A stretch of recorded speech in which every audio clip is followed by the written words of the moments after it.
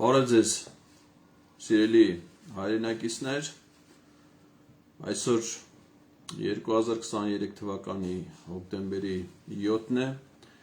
և ես ձեզ համար նախապատրաստել եմ մի թեմատիկ զրույց, որը վերաբերվում է Հռոմի ստատուտին, Հայաստանում դրա ընդունման գործընթացի մանրամասն նկարագրությանը և վերլուծությանը, ինչպես նաև այդ ստատուտի վավերացման հետ կապված հնարավոր հետևանքներին։ Այս պահին Facebook-յան իմ էջի ուղիղ եթերով հեռարձակմանը միացել է նաև 168.am լրատվական կայքի YouTube-յան ալիքը, և ես շնորհակալություն եմ հայտնում 168-ի մեր գործընկերներին, մշտապես գրեթե այս ուղիղ եթերները իրենց հաշիվների վրա զուգահեռ հեռարձակման համար, և նաև ուզում եմ շնորհակալություն հայտնել այլ լրատվամիջոցների, մասնավորապես Հայելի.am, Ասեկոս.am, այլ լրատվականներին, որոնք հետագայում հաջորդ օրերին այս տեսանյութերը հրապարակում են նաև իրենց YouTube-յան հաշիվների վրա։ Այսօր հոկտեմբերի 7-ը Ռուսաստանի Դաշնության նախագահի Վլադիմիր Պուտինի ծննդյան օրն է, և հետաքրքիր զուգադիպությամբ է, որ այս թեմատիկ զրույցը համընկել է նրա ծննդյան օրը, որովհետև թեման, որ այսօր ներկայացվում է, Հռոմի ստատուտի վավերացումը, ուղիղ առնչություն ունի Ռուսաստանի նախագահի հետ, և դրա վկայություններն են ռուսական կողմից, Ռուսաստանի արտգործնախարարությունից, նախագահի մամուլի քարտուղարի կողմից այս առիթով հնչեցրած բազմաթիվ հայտարարությունները։ Այսօր նաև շատ ողբերգական տարելիցի օր է, 2020 թվականի պատերազմի ժամանակ 44-օրյա հուլիսի 7-ն է եղել այն բեկումնային օրը, որը Նիկոլ Փաշինյանի մեղքով հայկական զինված ուժերը ունեցել են կորուստներ և ադրբեջանական ներխուժում է տեղի ունեցել, ճեղքելով հայկական զինված ուժերի դիմադրությունը և դա վճռորոշ ցավալի նշանակություն ունեցել պատերազմի վերջնական ելքը որոշելու համար։ Հոկտեմբերի 6-ին Նիկոլ Փաշինյանն այցելեց Ստեփանակերտ, եկավ Հայաստան, թշնամուն տեղեկացրեց ծրագրերի մասին և մեր բանակը ջախջախից հարված ստանալով հիմք դրեց հետագա պարտվողական քայլերին, գործողություններին։ Վերադառնանք մեր թեմային։ Առհասարակ ինչ է այսպես կոչված Հռոմի ստատուտը։ Դա միջազգային քրեական դատարանի ստեղծելու մասին պայմանագիր է, որը հիմնվել է Հռոմում 1998 թվականի հուլիսի 17-ին կայացած դիվանագիտական կոնֆերանսի ժամանակ։ Նվազագույն պահանջ է եղել, թե քանի երկիր պետք է միանա Հռոմի ստատուտին, որպեսզի այն ուժի մեջ մտնի, հետևաբար այն ուժի մեջ է մտել այդ երկրների միանալուց հետո 2002 թվականի հուլիսի 1-ից։ Այդ դատարանի հիմնական խնդիրն է, իրավասության հարցերն են, ցեղասպանությունը, մարդկության դեմ հանցագործությունները, պատերազմական հանցագործությունները և ագրեսիան։ Եթե պետությունը դառնում է ստատուտի կողմ դրա ուժի մեջ մտնելուց հետո, ապա դատարանի իրավասությունը կարող է տարածել այդ պետության համար ստատուտի ուժի մեջ մտնելուց հետո կատարված հանցանքների նկատմամբ բացառությամբ մի քանի դեպքերի։ Հայաստանը այս փաստաթուղթը Հռոմի ստատուտը ստորագրել է 1999 թվականի հոկտեմբերի 1-ին, բայց 2020 մանրամասն չի վավերացրել մինչև վերջերս, մինչև 2023 թվականի հոկտեմբերը։ Իրանը ստորագրել է Հռոմի ստատուտը 99 թվականի հոկտեմբերի 1-ին, սակայն մինչ այժմ չի վավերացրել, ես մեր հարևան երկրներն եմ բերում, Թուրքիան և Ադրբեջանը չեն ստորագրել առհասարակ, Վրաստանը ստորագրել և վավերացրել, այսինքն տարածաշրջանի երկրների իմաստով ունի այն հետևյալ տեսքը։ Այդ ստատուտի վավերացման գործընթացի շուրջ մեծ աղմուկը և հնչեղությունը մեզ համար պարզ դարձավ 2023 թվականի մարտի 17-ից, այդ օրը այդ Հռոմի կանոնադրությամբ ստեղծված միջազգային քրեական դատարանը, որը գտնվում է Հաագայում,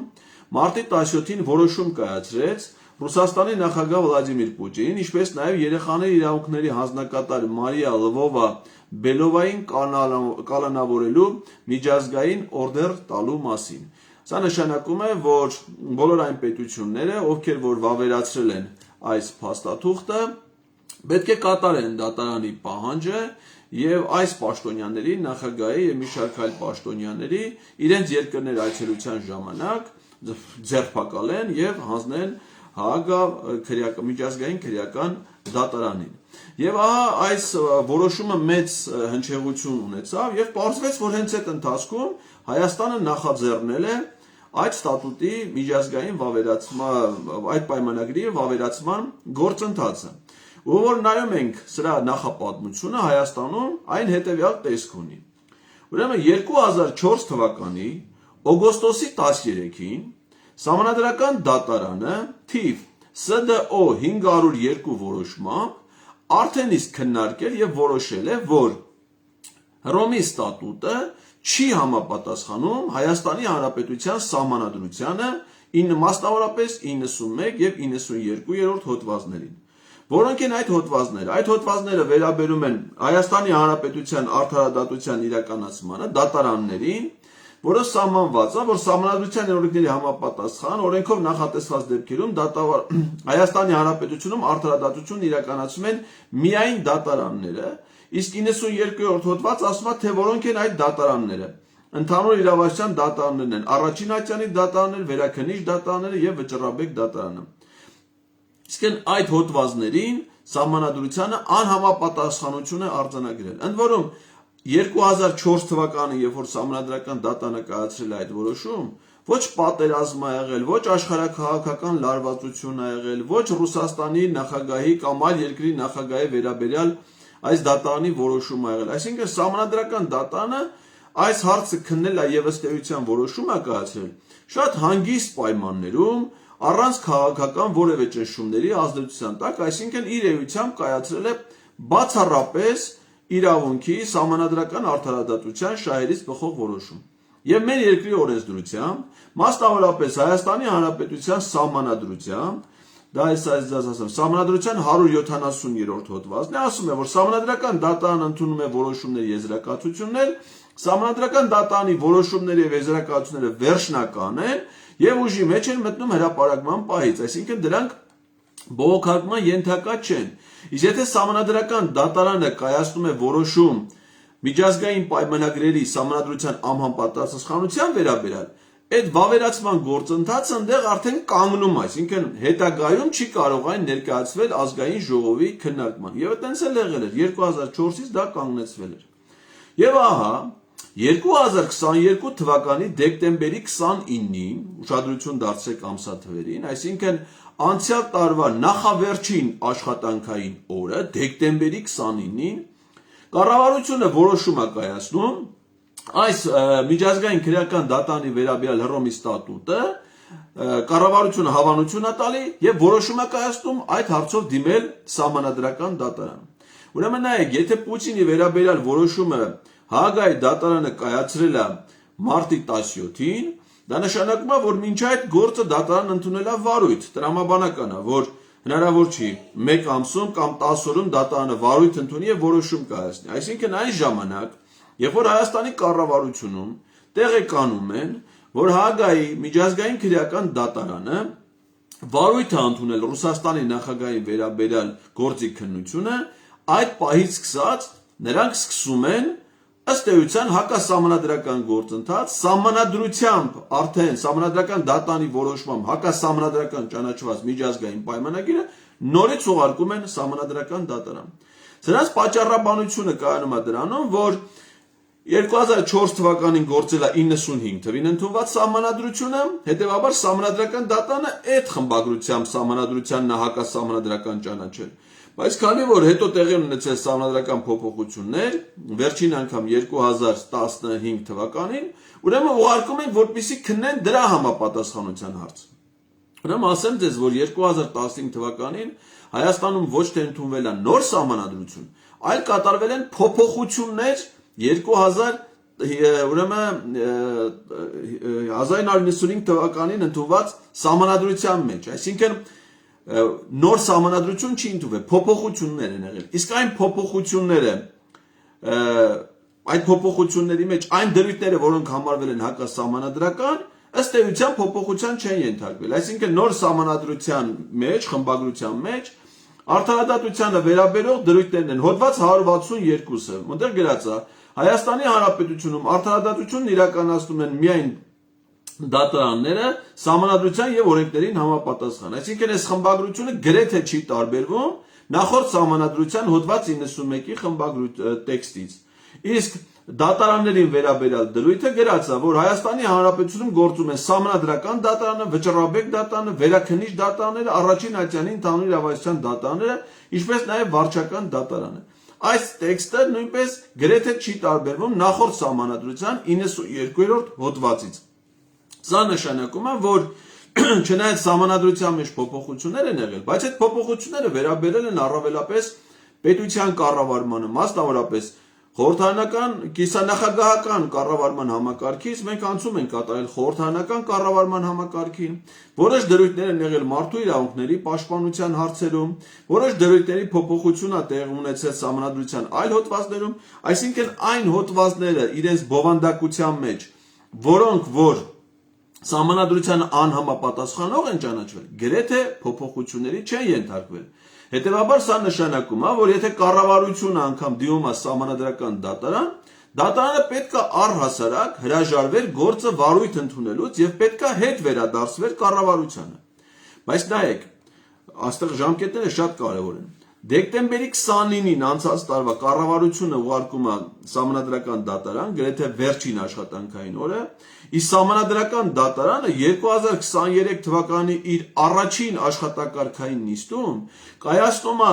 թիվ 1 ՍԴԱՕ 1, այսինքն այդ տարվա առաջին աշխատակարգային որոշումը հունվարի 10-ին, եւ գործը ընդունում է վարույթ։ Գործը երբ որ ընդունում է վարույթ, պետք է նշանակվի զեկուցող դատավոր եւ գործի դատաքննության ժամկետ։ Ուրեմն ժամկետը սահմանվում 2023 թվականի փետրվարի 14-ը ժամը 11, այսինքն պետք է, եթե ընդունել են վարույթ, փետրվարի 14-ին որոշում կայացնեն, դա սահմանադրությանը համապատասխանում է թե ոչ։ Եվ որպես գործով զեկուցող դատավոր է նշանակում ուշադրություն Վահե Գրիգորյանին։ Վահե Գրիգորյանը դա ադրբեջանա-թուրքական հեղափոխությունից հետո առաջին դատավորն է, որ նշանակվել է սահմանադրական դատարանում։ Ինքը մինչև դատավոր նշանակվել է եղել է Նիկոլ Փաշինյանի անձնական փաստաբանը, մարտի 1-ի գործով փաստաբանը, ստացել է գրանտներ մի շարք միջազգային կազմակերպությունից, այդ մարտի 1-ի գործերով 2019 թվականի սահմանադրական դատարան գալուց հետո փորձել է ստեղծել սահմանադրական ճգնաժամ դատարանում, շուրջ 1 տարի չի կատարել իր պարտականությունները, ցուցաբերել ձրիակերություն, այսինքն քաղաքական գործիչ, ապօրինի սահմանադրական դատարան գործուղված մի մարդ, որը հիմա ինքն իրեն հռչակել է սահմանադրական դատարանի փոխնախագահ։ Եվ ահա գործի դատաքննության զեկուցող դատավորը նշանակվում հենց այս քաղաքական գործիչը Նիկոլ Փաշինյանի անձնական փաստաբան Վահե Գրիգորյանը։ Գալիս է 2023 թվականի փետրվարի 6-ը, այսինքն այս հունվարի 10-ին ուղարկել են արդեն, այդ օրը իբր թե սահմանադրական դատարանի կազմավորման ուշադրություն 27-րդ տարեդարձի կապակցությամբ սահմանադրական դատարանում տեղի ունենում մի միջոցառում, որին մասնակցում են վարչապետ Նիկոլ Փաշինյանը, Հանրապետության նախագահ Վահագն Խաչատուրյանը, Ազգային ժողովի նախագահ Ալեն Սիմոնյանը, ԲԴԽ նախագահ Կարեն Անդրեասյանը, Արդարադատության նախարար Մինասյանը, գլխավոր դատախազը, պատգամավորներ, բազմաթիվ մարդիկ գնացել են նշելու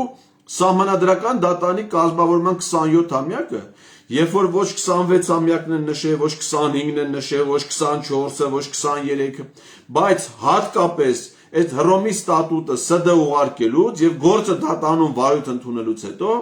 ամբողջ քաղաքական ղեկավարությունը գնում է նշելու սահմանադրական դատարանի կազմավորման այդ մեծ հոբելյանը 27-րդ տարեդարձ։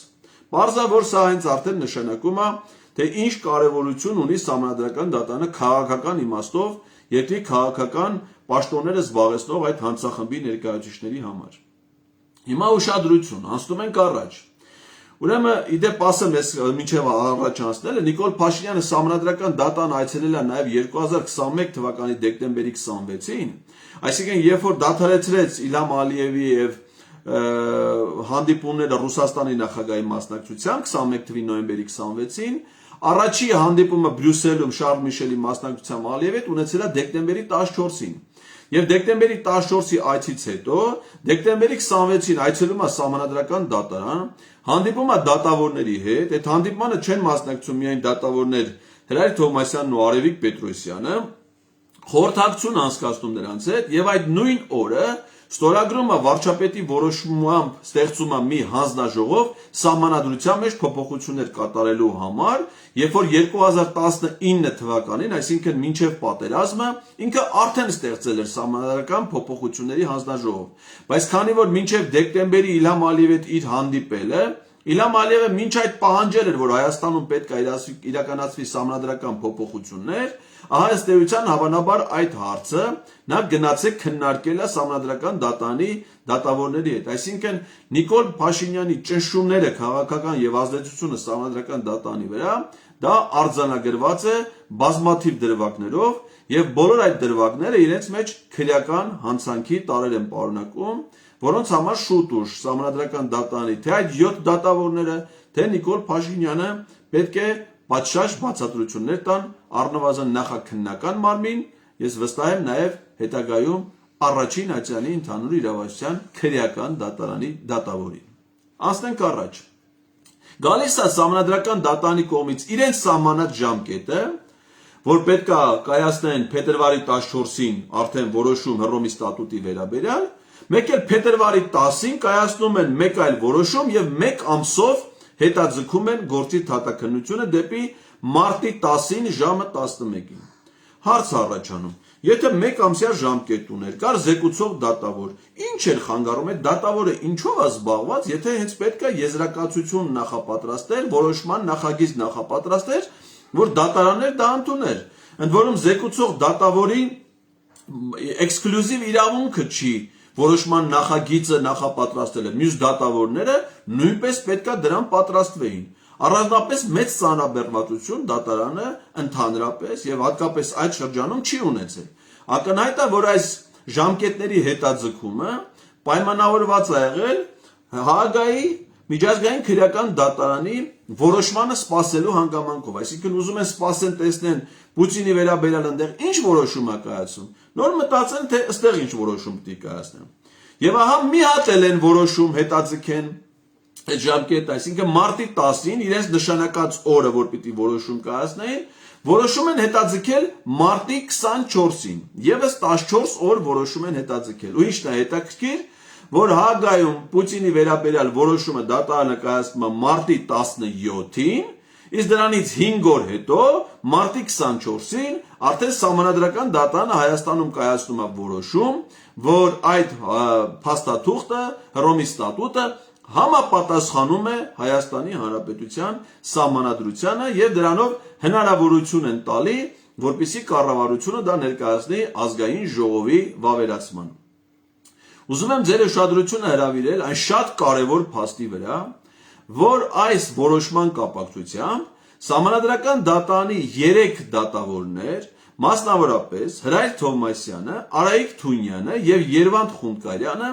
ներկայացրել են հատուկ կարծիք։ Սահմանադրական դատարանը ունի 9 դատավոր։ Եթե 9-ից 3-ը ներկայացրել են հատուկ կարծիք, դա այդ դատարանի կազմի 1/3-ն է։ Պետք է ենթադրել, հատկապես ծանոթանալով այդ հատուկ կարծիքների բովանդակությանը, որ այդ 3 դատավորները նաև դեմ են քվեարկել այս որոշմանը։ Դատավորների քվեարկության արդյունքները փակ են, գաղտնի են, դրանց ոչ ոք հնարավորություն չունի ծանոթանալու, հրապարակման ենթակա չեն, բայց ենթադրություններ կարելի է անել այս հատուկ կարծիքների բովանդակությունից ելնելով։ Այսինքն հնարավոր չի, որ Հրայր Թովմասյանը, Արայիկ Թունյանը, Երվանդ Խունդկարյանը նման փաստարկներով կարծիք ներկայացնեն եւ այդ կարծիքները հրապարակված է Սահմանադրական դատարանի պաշտոնական կայքում եւ այդ կարծիքները ունենալու պարագայում կողմ եղած լինեն, որ այդ փաստաթուղթը ընդունվի եւ որոշվի, որ դա համապատասխանում է Սահմանադրության։ Երկու ամեն մեկից մեկական նախադասության մեջբերում անեմ, որպեսզի դուք համոզվեք, որ այդ տեսակետը, որ ես ներկայացնում եմ, դա ոչ թե իմ անձնական տեսակետն է, այլ պրոֆեսիոնալ իրավաբանների, Սահմանադրական դատարանի դատավորների տեսակետն ու հիմնավորումները։ Մասնավորապես ինչ է ասում Հրայր Թովմասյանը իր հատուկ կարծիքում։ Գտնում եմ, որ Սահմանադրական դատարանն իրավունք չունի առանց սահմանադրական համապատասխան փոփոխությունների քննության առարկա դարձնելու այն միջազգային պայմանագիրը, որում ամրագրված պարտավորությունները սահմանադրական դատան արդեն իսկ ճանաչել է սահմանադրությանը հակասող։ Այսինքն այն ինչ որ ես ասում էի, ավելի գրագետ եւ պրոֆեսիոնալ ձևակերպմամբ։ Սահմանադրական դատանը շարունակում է ՍԴՕ 1680 որոշումը կայացնելու փաստով դուրս է եկել սահմանադրությամբ եւ օրենքով սահմանված իր լիազորությունների շրջանակից։ Ըստ էության Հրայր Թովմասյանի հատուկ կարծիքի այս նախադասությունը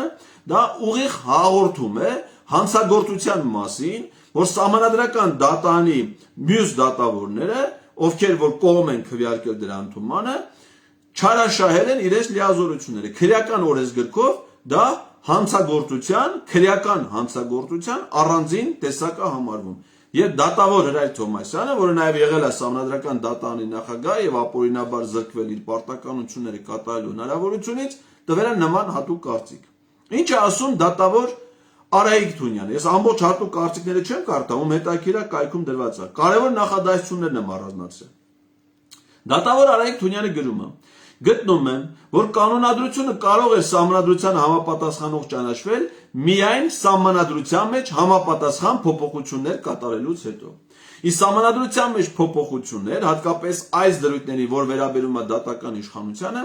կարող է կատարել միայն հայ ժողովուրդը հանրաքվեի միջոցով։ Այսինքն սահմանադրական դատանի մյուս դատավորները իրենց վերագրել են մեր ողջ ժողովրդի հանրաքվեի միջոցով իրենց իշխանությունը իրացնելու ֆունկցիան, ինչը ամենածանր հանցագործություններից է։ Երվանդ Խումբկայլյանը ի թիվս այլ փաստերի արձանագրել է նաև հիմնական բովանդակային մասից, ես չեմ ուզում կրկնեմ, որովհետև այդ դատավորները արդեն դա նշել են, նաև այս շատ հետաքրքիր բան էր արձանագրել իր հատուկ կարծիքում։ Նա նշում է, որ ներկայացված դիմումը, այսինքն կառավարության դիմումը սահմանադրական դատարանին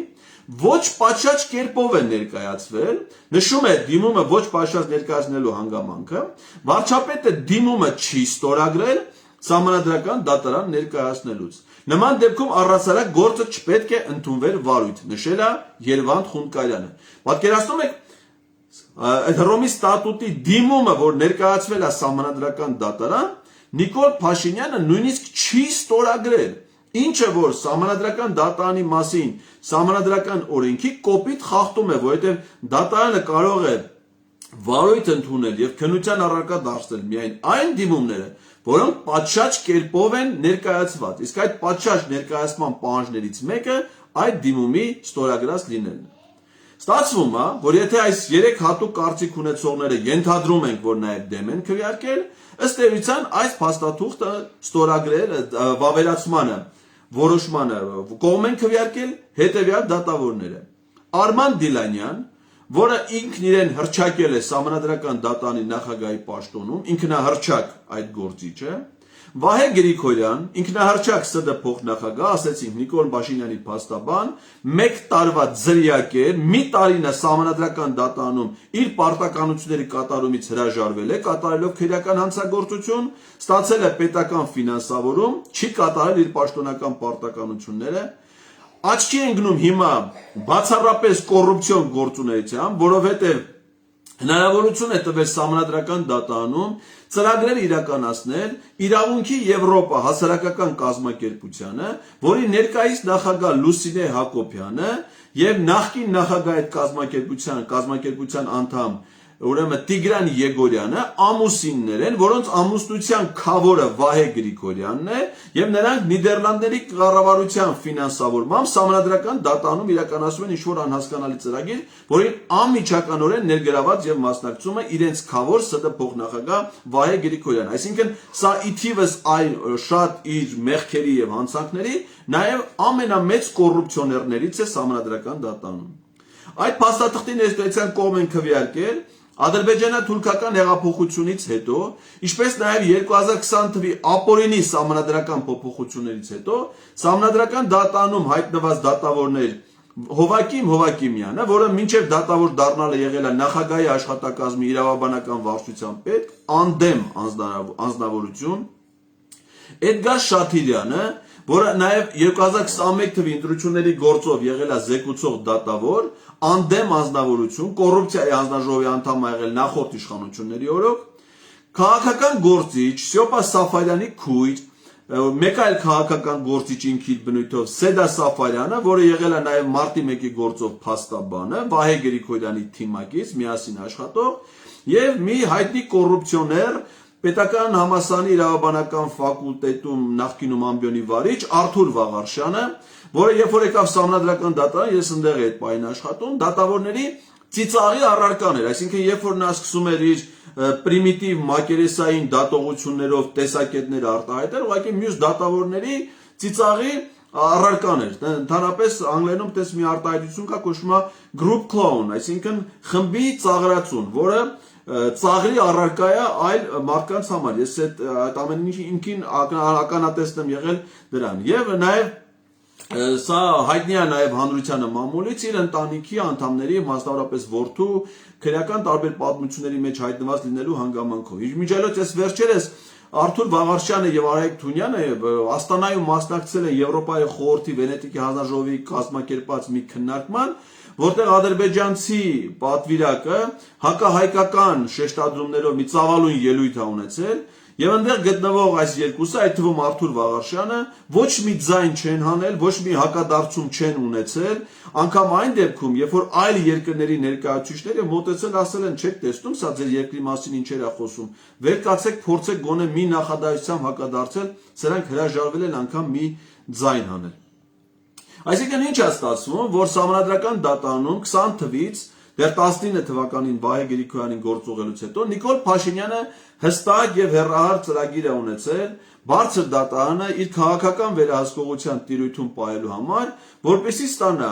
իշխանազավթման հետ կապված ընտրությունների արդյունքների հետ կապված իր օգտին որոշումներ, ինչը որ արդեն ստացել է 2021 թվականի ազգային ժողովի արտահերթ ընտրություններից հետո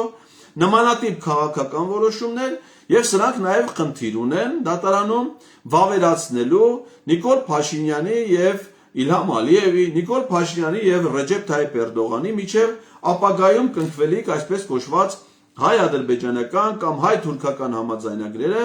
որոնք իրենց բնույթով ինչպիսին էլ որ լինեն ըստ հիմիկվա քաղաքական հայտարարությունների, արդեն իսկ վստահ պետք է ասենք, որ հակասող են Հայաստանի Սահմանադրությանը, որովհետև Սահմանադրության հիմքում Հայաստանի անկախության հռչակագիրն է, իսկ անկախության հռչակագրի պայմաններում հայ-ադրբեջանական որևէ փաստաթուղթ ըստ այդ հայտարարությունների չի կարող համապատասխանող լինել Սահմանադրությանը։ Այսինքն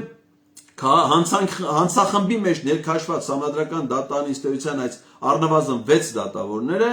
նրանք ունեն դեռևս առաքելություն իրականացնելու ազգակործան, ազգադավ, քաղաքական, դավաճանական ծրագրերը։ Մասն են կազմում այդ հանցանքին։ Եվ ինչ են ստանում նրանք այս որոշումների դիմաց, ասեմ ձեզ հետևյալը։ Սահմանադրական դատարանում աշխատավարձներ այս տարվա հունվարի 1-ից բարձրացվել է դատավորների եւ հասցվել է 2 միլիոն դրամի։ Ասենք 2 միլիոն դրամը, որպեսզի պատկերացնենք թե ինչքան է կազմում, դա 10 ամեն մի զոհված զինծառայող ընտանիքին պետություն ամսական հատկացնում է 200,000 դրամ։ 200,000 դրամը 10-ով բազմապատկած, դառնում է 2 միլիոնը 10 հոգու, այսինքն 10 զոհված զինծառայողի ընտանիքի փոխհատուցման գումարը հավասար է, ասենք, Էդգար Շաթիրյանի 1 ամսվա աշխատավարձին, այսինքն պատկերավոր ասած 10 զինծառայող ամեն ամիս զոհվել է, որպեսզի սրանք ամեն ամիս ստանան, դժվար ասել աշխատավարձ, որովհետև աշխատավարձը դա տնտեսագիտական հասկացություն է, եւ ես որպես տնտեսագետ շատ լավ գիտեմ, որ դա սահմանվում է իբրև կատարված աշխատանքի դիմաց տրվող վարձատրություն։ Իսկ եթե դու ըստ էության որևէ աշխատանք չես իրականացնում եւ ստանում ես նման մեծ ծավալի գումար, դա կարելի ասել, ասենք օրինակ նպաստ, դա կարելի ասել, չգիտեմ, վարձկանին տրվող վարձավճար, ոնց որ ասենք սիրիացի վարձկաններին թուրքերը վարձել էին, որպեսզի դրանք կռվեն մեր պետության դեմ, ահա նմանատիպ կարգավիճակ ունեն, վարձկան ահաբեկչի կարգավիճակ ունեն Սահմանադրական դատարանի այս դատավորները։ Նրանք իհարկե ամիսներով չեն աշխատում, ասենք օրինակ ապրիլ ամսվա ընթացքում այս տարվա ունեցել են ընդամենը 2 գործիք քննություն։ Ամբողջ հուլիս եւ օգոստոս ամիսներին Սահմանադրական դատարանը ոչ մի նիստ եւ աշխատակարգային նիստ չի գումարել, մինչեւ սեպտեմբերի կեսերը ներառյալ։ Իրենք հետագայում որ գնան լիազորությունները ավարտեն, բարձր թոշակներ են ստանալու։ Հիմա էլ ճամփորդում են բազմաթիվ երկրներ, գործուղումներ եւ այլն։ Իրենց ծառայություններ մատուցած, օրինակ նախկին դատավորներ շարունակում են օգտվել արտոնություններից։ Դրանց թվում է օրինակ Սահմանադրական դատանի ինքնահռչակ նախկին փոխնախագահ Աշոտ Խաչատրյանը, որը ինք իրեն նաև հռչակել էր Սահմանադրական դատանի նախագահի պարտականություններ կատարող եւ օգնում էր այս հանցախմբին, որպիսի նրանք իրենց ազգակործան ազգադավ ծրագրերը նպատակին հասցնեն, իր լիազորությունները ավարտելուց հետո մնացել է Սահմանադրական դատանում որպես խորհրդական, չնայած խորհրդականի հաստիք չկա, նրա հետ կնքվել է առանձին աշխատանքային պայմանագիր,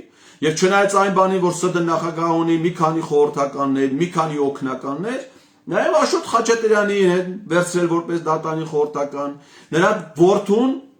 որը մի գրասենյակում էր աշխատում, միանգամից նշանակել են բոլորովին վերջերս վերաքննիչ վարչական դատարանի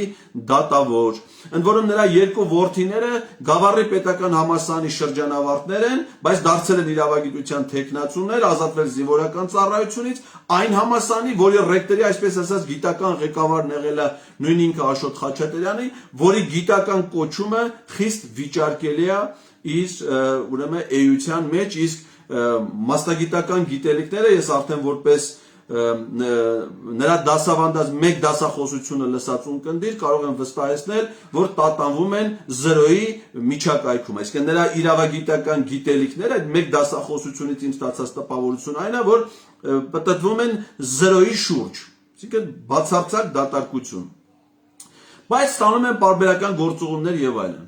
Այժմ եկանք վավերացնել, Սահմանադրական դատանը որոշում կայացնելուց հետո Հռոմի ստատուտը ուղարկվել է ազգային ժողովում։ Ուրեմն ազգային ժողովում միջազգային պայմանագրեր, միջազգային համաձայնագրեր, դրանց վավերացման հարցը ըստ ազգային ժողովի կանոնակարգ Սահմանադրական օրենքի պիտի քննի արտաքին հարաբերությունների հանձնաժողովը, բայց այս հարցի քննությունը ուրեմն տրվել է պետաիրավական հարցերի հանձնաժողովին, որի նախագահը Վլադիմիր Վարդանյանն է, սա եղել է Սահմանադրական դատարանի աշխատակազմի ղեկավար, ինձնից առաջ ինքն է պաշտոնավարել այդ պաշտոնում, ու քանի որ նա Արարատ Միրզոյանի հարսանիքի քավորն է, Արարատ Միրզոյանը սրան ընդգրկել է Իմ քայլի համամասնական ցուցակով, որ դառնա պատգամավոր, դառնա հանձնաժողովի նախագահ։ Իդեպ սա նաև Արման Դիլանյանի երկրորդ ամուսնության հարսանիքի քավորն է, եւ որոշել են, որպիսի այդ փաստաթղթի վավերացման նախնական քննարկումները խախտելով ազգային ժողովի կանոնակարգը կազմակերպեն ոչ թե արտաքին հարաբերությունների հանձնաժողովում, այլ Արարատ Միրզոյանի եւ Արման Դիլանյանի քավորի ղեկավարած հանձնաժողովում, պետաիրավական հարցերի հանձնաժողովում։ Եվ այդ հանձնաժողովում 2023 թվականի սեպտեմբերի 28-ին տեղի ունեցած նիստի ժամանակ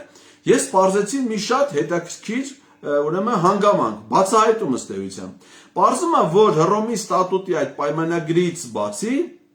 գոյություն ունի նաև այսպես կոչված Կամպալայի փոփոխություններ, որը վերաբերում է արտաքին ագրեսիային։ Այսինքն այդ փոփոխությունները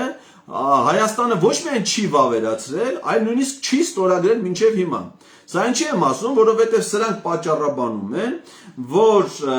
այս Հռոմի ստատուտը վավերացնում են ոչ թե Ռուսաստանի նախագահի դեմ նրա ուրեմն ձերբակալության հնարավորություն ստեղծելու համար, այլ անում են Իլհամ Ալիևին պատասխանատվության ենթարկելու համար։ Պարզվում է, որ նրանք Իլհամ Ալիևին պատասխանատվության, այսպես ասած, կանչելու հնարավորություն տեսականորեն կարող են ունենալ, ոչ թե այս փաստաթղթի, այսինքն միջազգային քրեական դատարանի իրավազորությունը ճանաչելու դեպքում,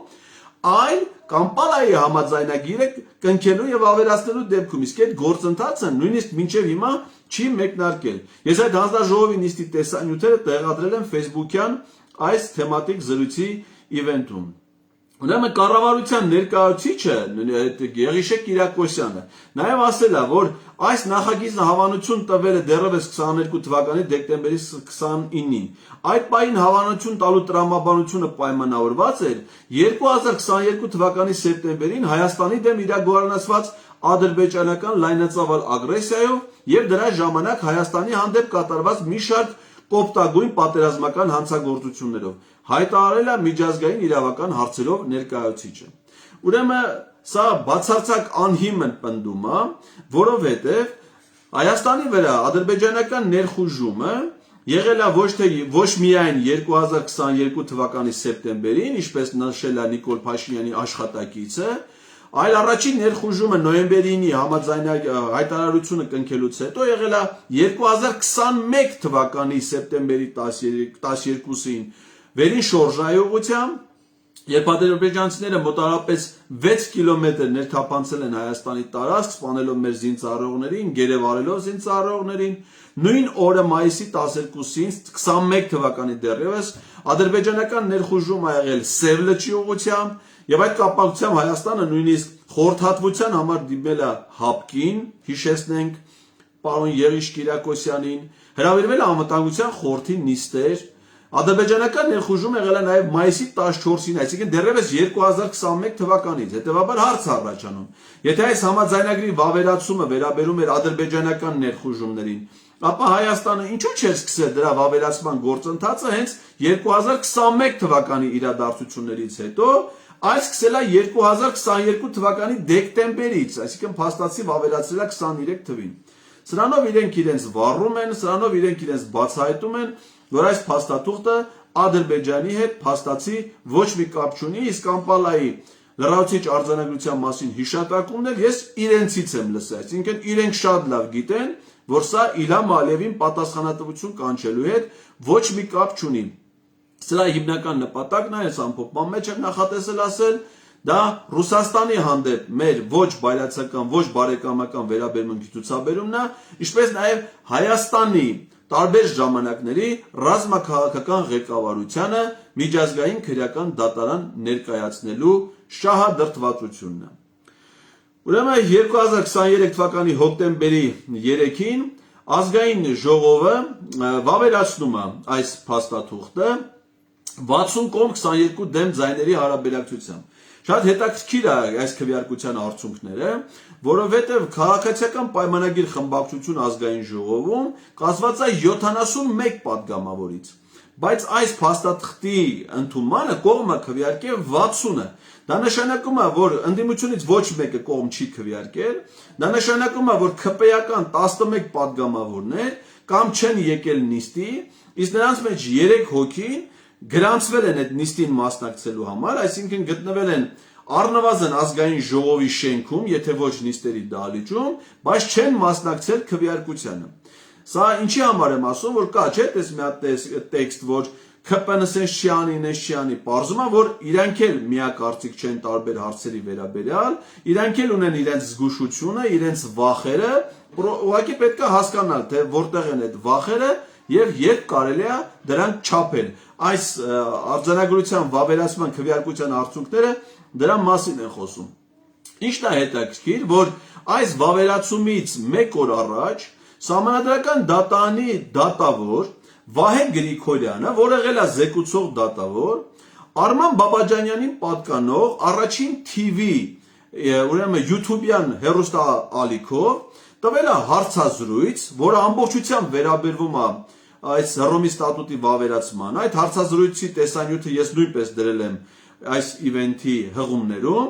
որտեղ նա բացառապես քաղաքական գնահատականներ է տալի այս փաստաթղթի դրա քաղաքական նշանակության վերաբերյալ, խախտելով Սահմանադրական դատարանի մասին օրենքը եւ դատավորին ներկայացվող քաղաքական զսպվածության օրինական պահանջները։ Այս փաստաթղթի կապակցությամբ ուրեմն եղել են բազմաթիվ հայտարարություններ, հատկապես ռուսական կողմից։ Մինչև վավերացումը, այսինքն այն ժամանակ, երբ որ կառավարություն ուղարկել էր ազգային ժողով, Ռուսաստանի արտգործնախարարությունը հանդես է եկել հայտարարությամբ։ նրանք մինչ այդ Մոսկվայում Հայաստանի դեսպանին հրավիրել են արտգործնախարարություն, իրենց մտահոգություններն են հայտնել այս փաստաթղթի, դրա ընդունման հետագայի վերաբերյալ, եւ բացի այդ արտգործնախարարությունը հանդես է եկել հայտարարությամբ մինչև ընդունումը, որտեղ ասում է մասնավորապես հետեւյալը. Ռուսաստանի արտգործնախարարությունը հարկ համարեց նախազգուշացնել Երևանին, թե Հռոմի ստատուտի վավերացումը իրենց տերմիններն են ծայրահեղ բացասական հետևանքներ կունենա հայ-ռուսական երկկողմ հարաբերությունների համար։ Հայաստանի խորհրդարանում փաստաթղթի վավերացումից հետո Ռուսաստանի նախագահի խոսնակ Դմիտրի Պեսկովն է սուր քննադատության ենթարկել պաշտոնական Երևանին, քայլն անվանելով ոչ կոռեկտ։ Ուշադրություն եմ հրավիրում ձեզ այս ձևակերպման վրա, որ վավերացումը ծայրահեղ բացասական հետևանքներ կունենա երկկողմ հարաբերությունների վրա։ Այսինքն չի մասնավորեցնում հարաբերությունների ուղղությունը, այսինքն բոլոր տիպի հարաբերությունների վրա, եւ ռազմաքաղաքական, եւ տնտեսական, եւ մշակութային, ամեն տիպի հարաբերությունների վրա, որովհետեւ տրամաբանականը պետության ղեկավարի հանդեպ անհարգալից վերաբերմունքը պետությունը չի կարող թողնել անարձագանք։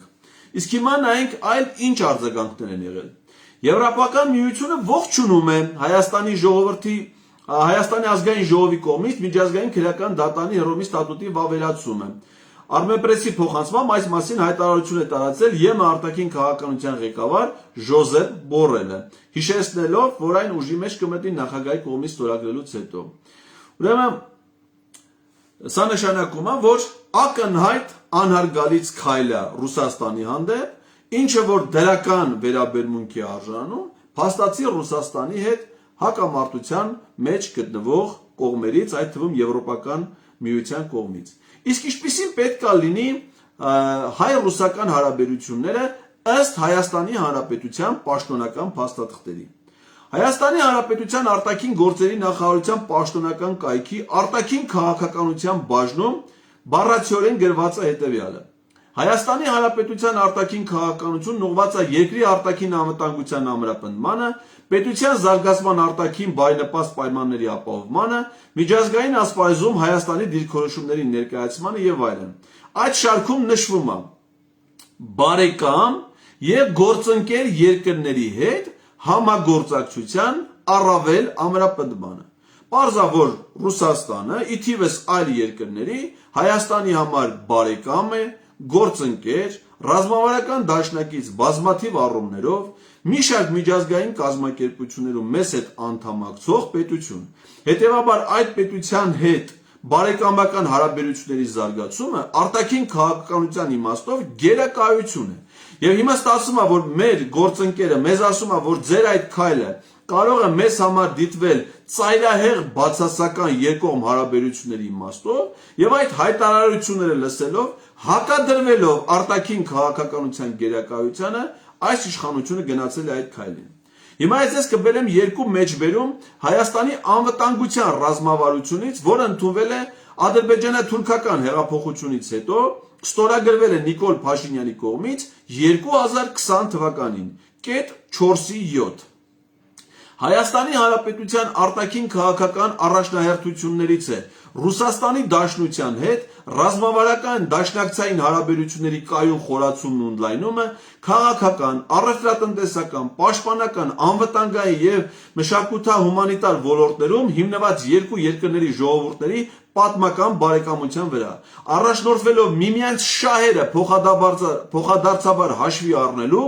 եւ իրավահավասարության սկզբունքներով։ Այսինքն մեր արտաքին քաղաքականության հայեցակարգում ռազմավարության մեջ դոկտրինում Ռուսաստանի հետ հարաբերությունները գնահատվում են այս որակով եւ ասում են, որ մեր պետությունը պետք է հարգի այդ երկրի շահերը փոխադարձության սկզբունքով։ Պարզվում է, որ այդ պետությունն ասում է, որ ձեր կողմից կայացվելիք որոշումը վտանգում է իմ շահերին, խնդրում ենք ձեռնպահ մնացեք դրա ընդունումից, առավել եւս, որ դա ձեզ համար չունի որևէ կենսական կարևոր նշանակություն, սրանք կայացրել են այդ որոշումը հակադրվելով նույնիսկ իրենց կողմից ընդունված ազգային անվտանգության ռազմավարությանը։ Այդ նույն ռազմավարության 5 ու 2 կետում ասում է. Հայաստանը կշարունակի զարգացնել Պաշտպանության եւ անվտանգության ոլորտներում Ռուսաստանի Դաշնության հետ ռազմաքաղաքական, ռազմական եւ ռազմատեխնիկական համագործակցություն ինչպես երկկողմ, այնպես էլ բազմակողմ ձևաչափով, այդ թվում հավաքական պաշտպանության կարողությունների ընդլայնման եւ դաշնակցային հարաբերությունների շարունակական ամրապնդման ուղղությամբ։ Այսինքն եւ Հռոմի ստատուտը, եւ Նիկոլ Փաշինյանի ազգային ժողովի նախագահի, անվտանգության խորհրդի քարտուղարի վերջին շրջանում հնչեցված գրեթե բոլոր հայտարարությունները, կայացվող որոշումները ըստ էության հակադրվում են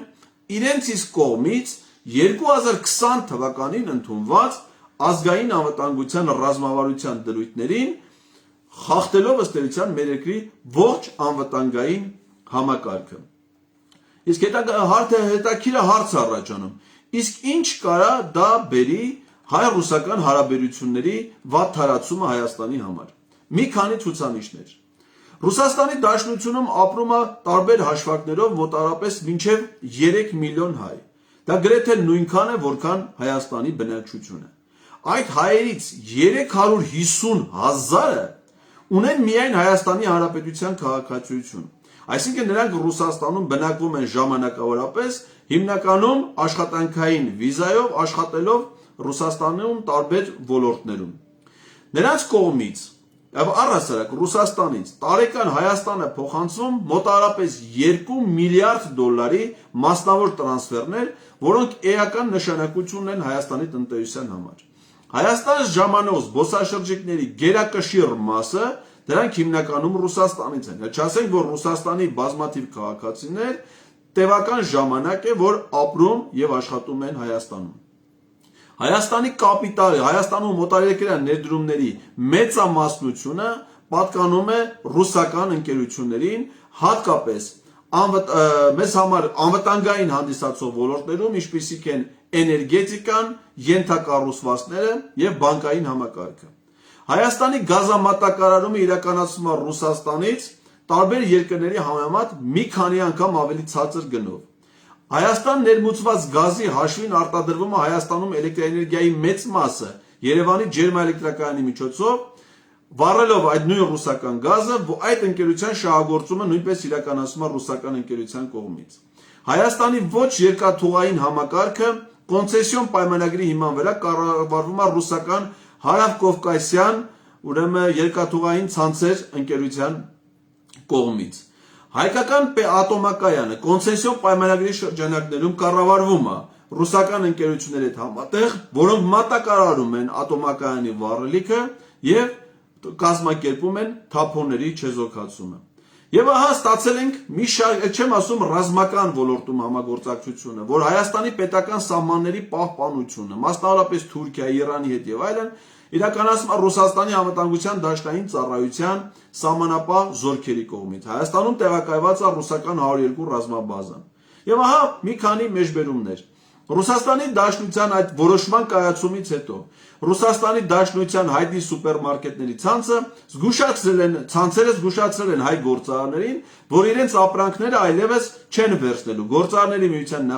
նախկին նախագահ Գագիկ Մակարյան։ Մեկ այլ մեջբերում իրավունք օրաթերթից։ Ռուսական կողմը հրաժարվում է Հայաստանում անցկացնել մի շարք նախապես ծրագրավորված կարևորագույն միջոցառումներ կրթական, գիտական, բնապահպանական, մշակութային եւ այլ հումանիտար համագործակցության բնագավառներում։ Սիրելի ունկնդիրներ, ուզում եմ ձեր ուշադրությունը հրավիրել մի շատ կարևոր փաստի վրա, որ Արցախի ռազմաքաղաքական ղեկավարությունը, մասնավորապես Արցախի 3 նախագահները, Արկադի Ղուկասյանը, Բակո Սահակյանը եւ Արայիկ Հարությունյանը, ինչպես նաև Արցախի ազգային ժողովի նախագահը ձերբակալվել են եւ Բաքու են տեղափոխվել Երևանում Հռոմի ստատուտը ազգային ժողովի կողմից վավերացնելու օրը։ Մինչ այդ նրանք գտնվել են Արցախում գտնվող ռուսական խաղաղապահ զորամիավորման ուրեմն բազայում ռուսական կողմի պաշտպանության ներքո եւ այդ ստատուտի վավերացումից հետո ադրբեջանցիներին ըստ էության հանձնվել են, այսինքն ադրբեջանցիները ձերբակալել են մեր Արցախի հանրապետության նախկին նախագահներին եւ ազգային ժողովի նախագահին եւ մեզ համար ստեղծել այն նվաստացուցիչ պատկերը, այն նվաստացուցիչ տեսանյութերը, որոնցով ստորացնում են ողջ հայ ժողովրդին։ այսինքն Հռոմի ստատուտի վավերացման ըստ էության առաջին քայլը դա հայ ժողովրդի այն համընդհանուր նսեմացումն է, որի կադրերը հրապարակել է Ադրբեջանի ազգային անվտանգության ծառայությունը։ Ամփոփելով այսօրվա թեմատիկ զրույցը, ես ունեմ հետևյալ եզրահանգումները։ Ուրեմն այն հանցանքները այս Հռոմի ստատուտով պատասխանատվության կարող են ենթարկվել այն հանցագործությունների համար, որոնք կատարվել են մեր երկրի տարածքում։ Սա ինչ է նշանակում, որ ըստ էության Ռուսաստանի նախագահի հանդեպ սա ոչ ֆունկցիոնալ, բայց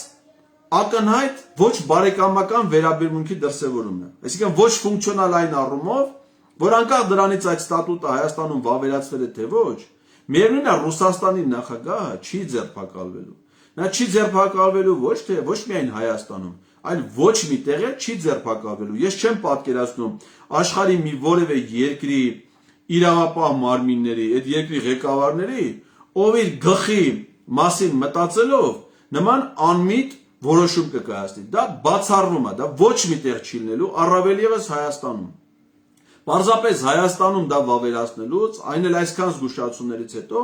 սա ըստ էության ոչ բարեկամական քայլ է Ռուսաստանի Դաշնության եւ նրա նախագահի հանդեպ, ինչը որ անընդունելի եւ անթույլատրելի։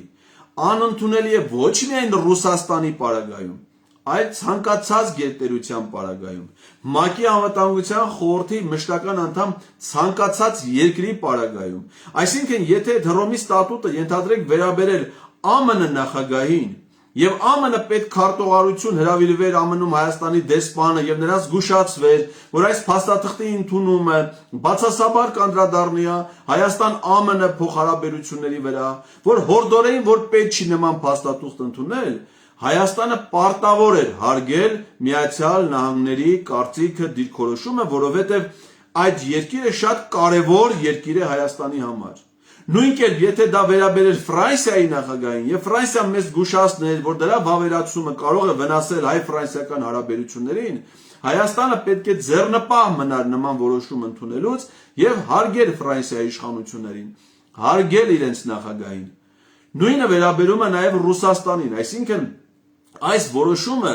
որը ոչ մի նշանակություն չունի ոչ մեկիս համար, Հայաստանում ոչ մի քաղաքացի 2004 թվից 99 թվից դա ստորագրվել է եւ չի վավերացրել եւ մեզանից ոչ մեկի կյանքը դրանից բացասական փոփոխությունների չի ենթարկվել։ Այսինքն մենք կարող էինք ապրել նաեւ առանց դրա, բայց մեզ համար շատ դժվար է լինելու ապրել այս քաղաքական միջազգային արկածախնդրությանը գնալուց հետո։ Եվ սրանից բացի, սա իր մեջ պարունակում է շատ մեծ վտանգներ, որովհետև իմ խորին համոզմամբ